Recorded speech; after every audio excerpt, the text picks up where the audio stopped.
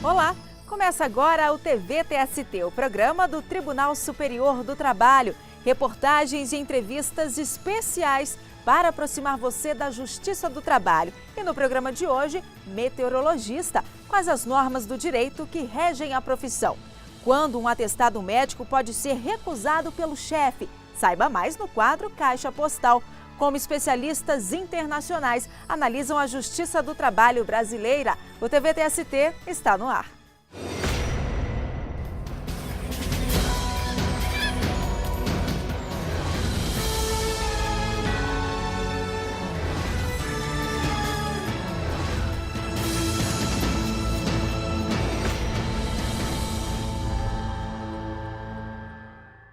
Tem gente que não sai de casa sem antes dar uma olhadinha na previsão do tempo, seja para escolher o que vai vestir ou decidir se leva ou não o guarda-chuva. Mas você sabe o que e quem está por trás de todas essas informações meteorológicas? Sem um profissional específico, isso não seria possível. Veja agora na reportagem de Cristiane Meirelles como é o trabalho do meteorologista e quais as normas que regem a profissão.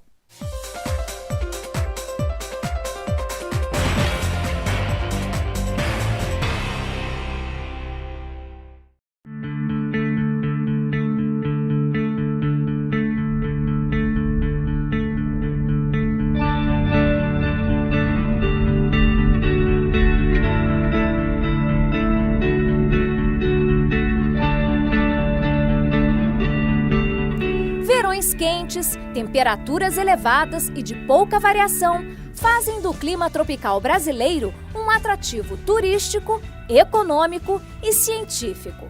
Um país rico em diversidade. Mas no momento que o aquecimento global é uma ameaça e mudanças climáticas se tornam cada vez mais frequentes, aumenta a importância e responsabilidade do meteorologista. Hoje, analisar o tempo é uma ciência cada vez mais essencial. A meteorologia está presente em praticamente todas as atividades humanas. Quer ver? Desde a hora que levantamos, já precisamos saber se o que iremos vestir é apropriado ao clima do dia. Para quem trabalha no campo, todo o planejamento de plantio e colheita são feitos também de acordo com as temperaturas. Já para quem precisa viajar pelo ar ou pelo mar, vai precisar da previsão do tempo.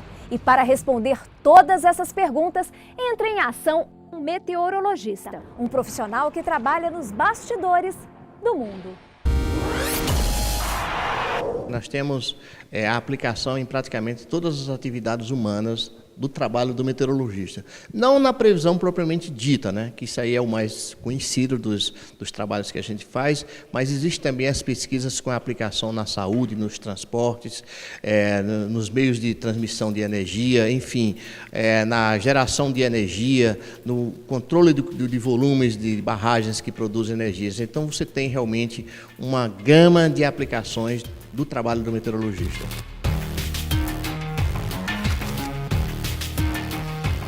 A meteorologia é a ciência que estuda a atmosfera terrestre. E o trabalho desses profissionais é interpretar o comportamento dos ventos, umidade, temperatura e pressão. Elas determinam o estado da atmosfera e, consequentemente, a previsão dos fenômenos como chuva, frio, calor, trovoadas e furacões. Existem cerca de 60 mil pontos no mundo, coletando 24 horas por dia informações sobre a atmosfera. Satélites que ficam até 36 quilômetros de altitude, balões no ar e boias meteorológicas no mar, estações e radares fixos em terra. Todos esses equipamentos capturam os dados meteorológicos. Todas as informações coletadas por essas ferramentas são enviadas para o banco de dados do INMET, que é a base de informação mais importante do país. Por dia são 400 mil dados armazenados, que depois de refinados, geram os mapas de análise para começar a previsão meteorológica, que é feita por uma equipe de meteorologistas. Minha parte aqui é analisar a previsão para o Centro-Oeste no Brasil como um todo. Eu mostro no mapa aqui atrás, que é um modelo de chuva, onde se coleta dados observados e se faz uma simulação para o futuro. A gente faz toda a análise, todos os sistemas meteorológicos que estão atuando, a gente sintetiza. A minha parte fica de analisar a umidade relativa do ar e a direção do vento. Nós podemos analisar outros campos também, como pressão, temperatura. Depois dos mapas analisados e interpretados, a previsão é feita por meio de um boletim, que é disponibilizado para todo o país e, em caso de algum evento severo, a Defesa Civil é avisada.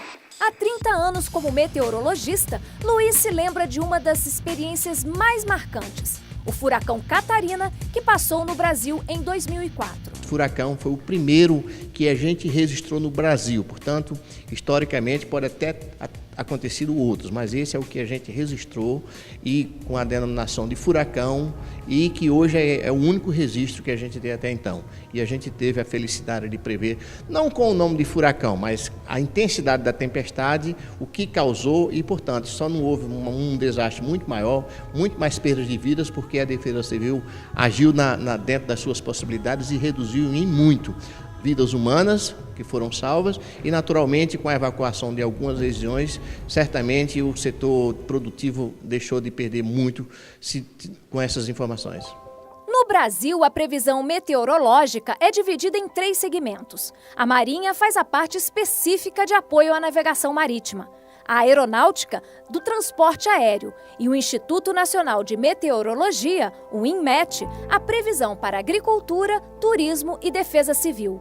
Em 1980, a Lei 6.835 regulamentou a profissão, que, por ser exercida em 3 esferas diferentes, pública no INMET, militar na Marinha e Aeronáutica e civil na carreira privada, conta com legislações específicas para cada área. Um dos fatores que levaram à regulamentação da lei é a responsabilidade social que existe na profissão de um meteorologista. Você prevê uma catástrofe, ela não ocorre, então você tem certas implicações. Ou não previu alguma coisa, tem uma enchente, está caindo uma encosta, como aconteceu recente no Rio de Janeiro, tem implicações na vida humana. Então há uma responsabilidade social, por isso a profissão de meteorologia ela foi regulamentada em 1980 e faz parte do sistema CREA-CONFEA, tá certo? Junto com engenheiros, com arquitetos, com geógrafos e assim por diante. Então os meteorologistas, meteorologia é uma profissional e ele tem uma carteira registrada. Entre os desafios da profissão, a classe ainda busca uma grande conquista: a aprovação da PEC 12 de 2003, que altera a Constituição para definir a competência da União no ordenamento do Sistema Nacional de Meteorologia e Climatologia. Ela é importante porque ela organiza o chamado Sistema Nacional de Meteorologia, tá certo? Ela não tem implicação na pessoa do profissional diretamente, em um deles. Você coloca que é dever da União dos Estados fazer meteorologia, que você tem que criar uma rede de monitoramento, tá certo? E dar oportunidade para que você, ao regulamentar isso a nível de detalhe, isso pode atingir até o nível do profissional, tá certo? Mas colocando na Constituição, você tem todo esse arcabouço legal que permite a Sociedade Brasileira de Meteorologia, os profissionais que trabalham nas universidades, que a gente debata isso.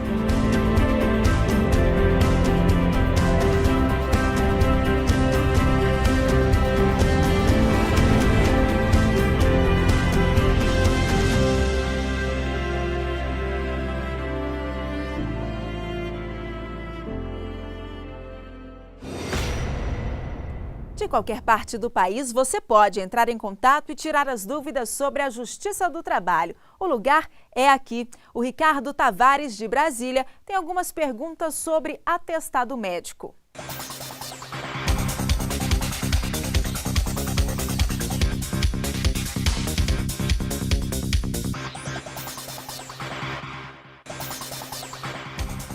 As horas em que o funcionário esteve numa consulta médica podem ser abonadas com atestado de comparecimento?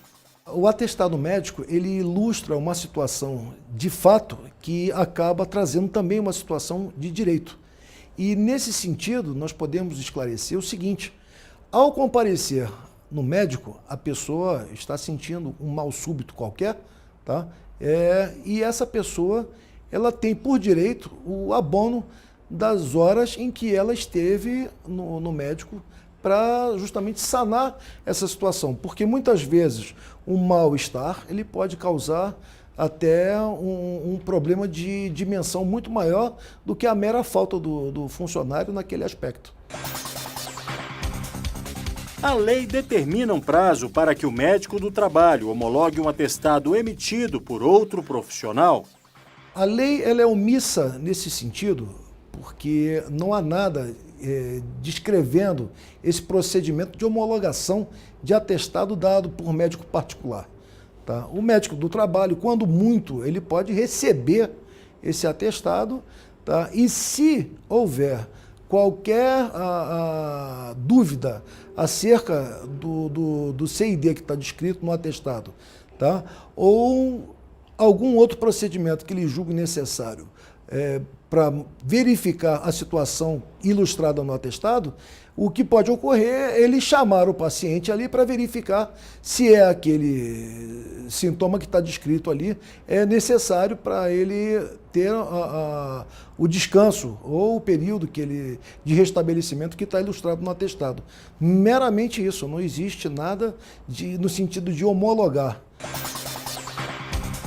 As empresas são obrigadas a aceitar atestados emitidos por profissionais não médicos, como fisioterapeutas e odontólogos. Um atestado apresentado pelo fisioterapeuta, ele ilustra a necessidade do paciente passar por aquele procedimento para o seu restabelecimento de saúde ou de funcionalidade do órgão que tiver acometido do mal que está descrito lá. O odontólogo descrevendo uma situação de risco, tá, isso pode trazer consequências graves para quem esteja trabalhando em conjunto com esse funcionário e pode trazer também um prejuízo muito maior ao empregado que não esteja justamente em repouso naquela situação descrita pelo profissional. Para isso, ele tem, inclusive, o CID apropriado para as duas situações, tanto para o fisioterapeuta quanto para o médico dentista.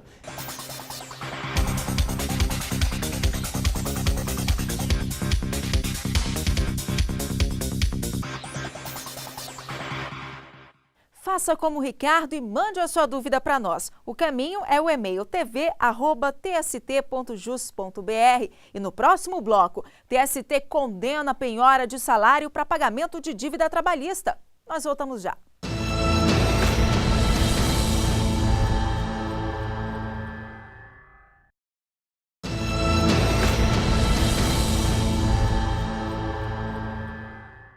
Vamos aos destaques da semana no Tribunal Superior do Trabalho.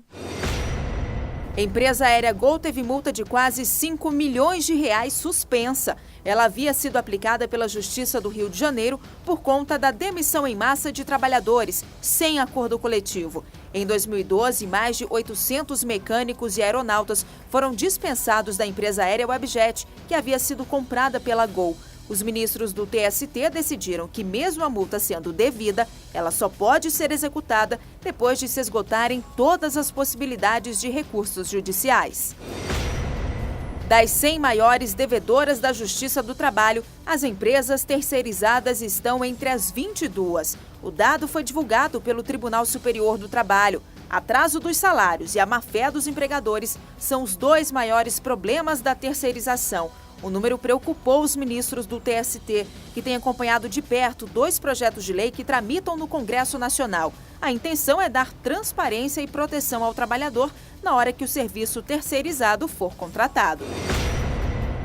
TST estreia programa semanal de rádio Trabalho e Justiça, um canal a mais para a população ficar por dentro do que acontece na Justiça do Trabalho. São reportagens especiais, entrevistas, as principais decisões do Tribunal Superior do Trabalho e dos tribunais regionais. O programa Trabalho e Justiça vai ao ar todos os sábados, às 2 da tarde, na Rádio Justiça, sintonia 104,7 FM. Ministros do Tribunal Superior do Trabalho decidem que salário não pode ser penhorado pela Justiça para pagar dívidas. Esse é o julgamento de destaque desta semana. Confira.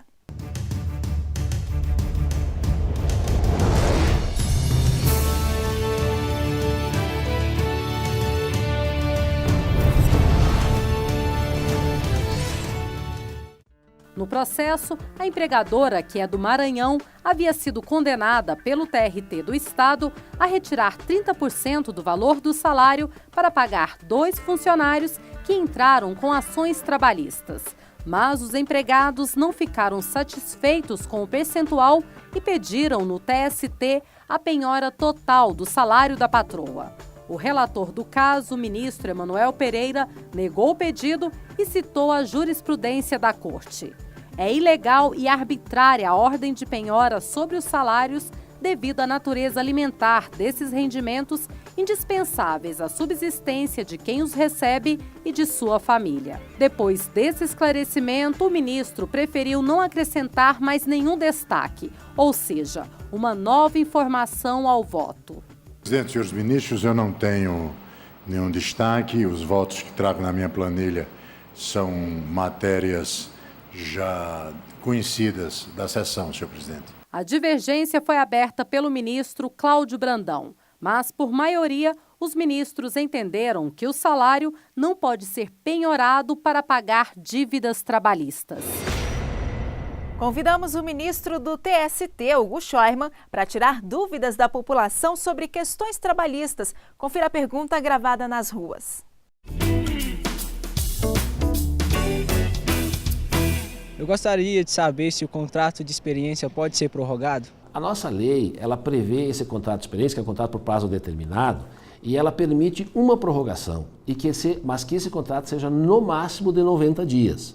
Então, se o contrato de experiência foi feito por 30 dias, ele poderá ser prorrogado uma vez, no máximo, então, por mais 60 dias. Se o contrato de trabalho foi feito de experiência por 90 dias, ele não poderá ser prorrogado, porque ele já está no limite máximo.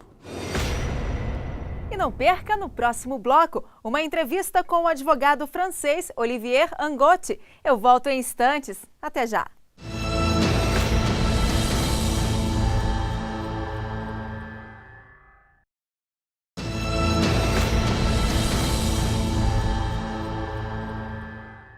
As relações de trabalho dentro de um panorama mundial. Como especialistas internacionais veem a Justiça do Trabalho no Brasil e o que o nosso país tem influenciado lá fora. Sobre o assunto, eu converso com o advogado francês Olivier Angotti. Muito obrigado pela presença, por ter aceito o nosso convite. Muito obrigado por me receberem. Bom, Olivier, você esteve recentemente aqui no Brasil para participar de um seminário aqui que juntou o Tribunal Superior do Trabalho, a Confederação Nacional da Indústria, Centrais Únicas dos Trabalhadores, e você falou sobre a experiência francesa na Justiça do Trabalho. Como é que foi para você falar sobre isso? Como é que esse convite foi recebido?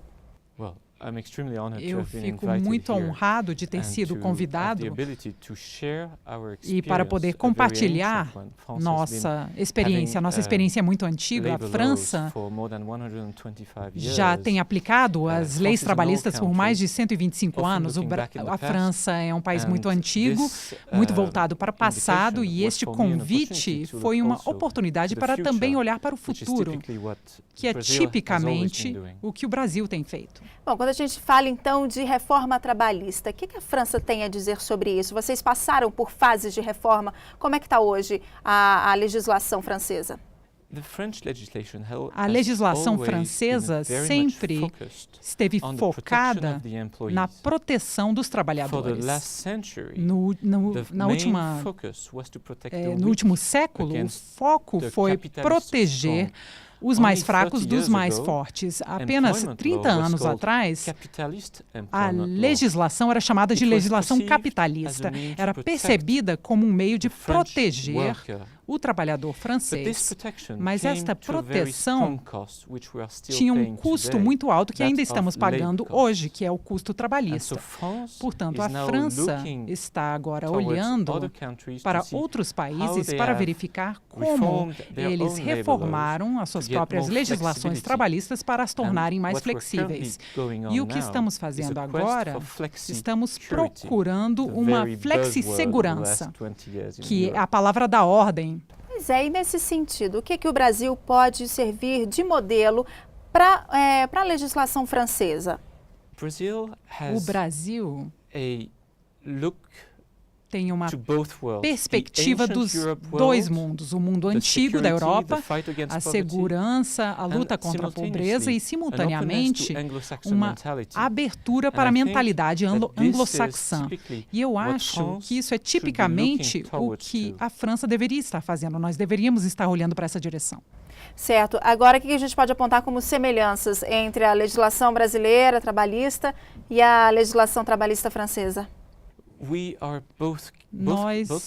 Ambas as legislações estão focando mais e mais na proteção do trabalhador. Claro que a França começou essa legislação muito antes do Brasil, mas ambos os países têm essa cultura de proteger os mais pobres e lutar contra a pobreza.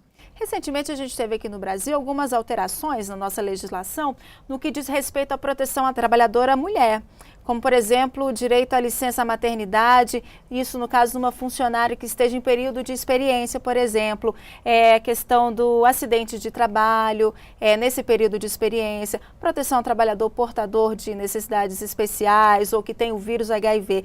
Essas questões, esses funcionários, esses trabalhadores pontuais, como é que eles são tratados na França? São muito bem protegidos. Eles, especialmente as mulheres grávidas, foram protegidas por mais de um século. Até 2001, as mulheres não podiam trabalhar à noite em turnos noturnos em empresas e indústrias. Eles poderiam trabalhar na área varejista, na área comercial, por exemplo, em shoppings, mas não poderiam trabalhar em indústrias ou na área de mineração. E por causa das leis europeias que fornecem igualdade entre homens e mulheres, essas leis que evitam que as mulheres trabalhem à noite, elas foram canceladas a partir de 2001. Em retrospectiva, quando pensamos sobre isso, a lei francesa era até mais protecionista para as mulheres do que é agora. E no que se refere a outros trabalhadores protegidos, por exemplo, os portadores de HIV e AIDS, eles são protegidos de discriminação, tanto no momento de contratação e também no momento em que é despedido. Sim, agora um fato que o Brasil ele tem lutado muito, né, principalmente agora, é a questão do trabalho infantil, é o combate ao trabalho infantil. Na França, como é que está essa questão? E agora eu volto um século. Uma das primeiras legislações que foi adotada pela Terceira República, ou seja, o período de 1875 até 1940, uma das primeiras legislações era contra o trabalho infantil. E nesse momento, não era por objetivos humanísticos, era para preservar homens jovens, para que pudessem ser soldados e lutar contra a Alemanha, que vocês lembram que tinha invadido uma área da França, de Alsace-Lorraine. Então, desde 1980, o trabalho infantil foi proibido para aqueles abaixo de 16 anos. E agora também tivemos uma mudança na legislação que reduziu a idade de 21 para 18 anos, mas por mais de um século, o trabalho infantil foi proibido, com algumas exceções, claro. Pois é, quais seriam então essas exceções? Modelos, atores, Mas, além desses casos, vocês não verão crianças trabalhando em empresas ou na mineração ou na área da indústria também. Certo. Bom, o senhor disse que a legislação do trabalho francesa é muito antiga, né? O que ela influenciou, então, o Brasil? Eu vejo que o Brasil tem uma cultura de ambos os mundos. Aquele código escrito, aquela cultura do código escrito e também a abertura para o que é chamado de sistema de common law e também os empregos e a liberdade nessa área de empregos, que é típico de países americanos. Eu não sei a história precisa ou exata da consolidação das leis do trabalho no Brasil, mas eu acho que quando foi consolidado em 1934, o Código francês já existia por mais de 20 anos. E eu acho que várias dessas leis foram compartilhadas. Eu sei que o governo francês compartilhou muito com o Japão, com a África e com a América do Sul também, na década de 40, na década de 50 e 60, ou seja, sempre houve um compartilhamento de ideias. E também sempre compartilhamos o nosso sistema legal escrito, codificado. Ok, muito obrigada pela entrevista e por ter aceito o nosso convite. Thank you very much. Muito obrigada. Bom, e o TVT-ST termina aqui, mas você pode continuar ligado nas notícias do Tribunal Superior do Trabalho pelo Twitter, Facebook, YouTube e em tempo real pelo site tst.jus.br. Na semana que vem tem mais TVT-ST e eu espero você. Até lá!